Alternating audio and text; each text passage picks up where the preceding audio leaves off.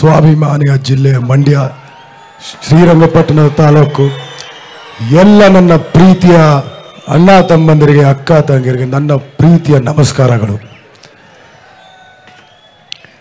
ಎಲ್ಲ ಇಲ್ಲಿ ಆಗಮನಿಸಿರ್ತಕ್ಕಂಥ ಎಲ್ಲ ಗಣ್ಯಾತಿ ಗಣ್ಯರಿಗೂ ನಮನ ಸಲ್ಲಿಸ್ತಾ ನನ್ನ ಸಿಂಪಲ್ ಆಗಿ ಮಾತಲ್ಲಿ ಹೇಳ್ತೀನಿ.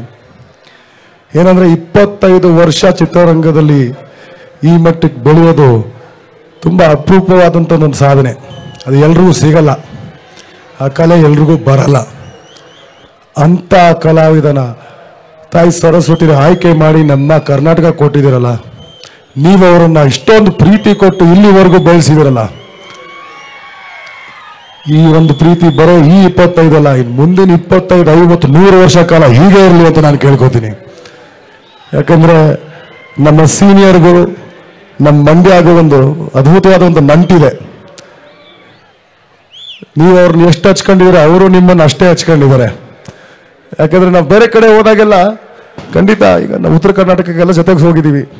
ಅವರು ಆ ಮಂದಿನ ನೋಡಿದ್ರು ನಮ್ಮ ಅಣ್ಣನಿಗೆ ಭಾರಿ ಪ್ರೀತಿ ಮರ್ಯಾದೆ ಗೌರವ. ಆದ್ರೂ ಅವಾಗ ಹೇಳ್ತಾ ಇರ್ತಾರೆ, ಹೌದು ಇವರೆಲ್ಲ ತುಂಬ ಸಾಫ್ಟ್ ಅಮ್ಮ, ಇವರೆಲ್ಲ ತುಂಬ ಒಳ್ಳೆ ಜನ. ಆದರೆ ನಮ್ಮವ್ರು ಇದಾರಲ್ಲ ನಮ್ಮ ಸೌಂಡೇ ಬೇರೆ ಅಂತ ಅವಾಗ ಜ್ಞಾಪಿಸ್ಕೊಳ್ತಾ ಇರ್ತಾರೆ.